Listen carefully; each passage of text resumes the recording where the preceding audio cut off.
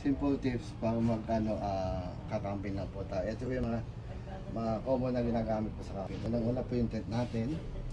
Tent na yung tent po natin, ito po is automatic tent. Then tarp. Meron po tayong pole. Then yung support na palagay sa ilalim po para sa paglagay ng tent. Then yung mga pegs.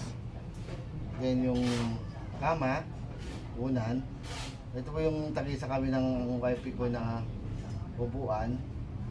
Then ito yung 4:1 na cooking set. Ito po yung ating kalan. Then butane. Ito po yung pang cooking natin. Then table ulit, pang pagkakain kayo hapunan.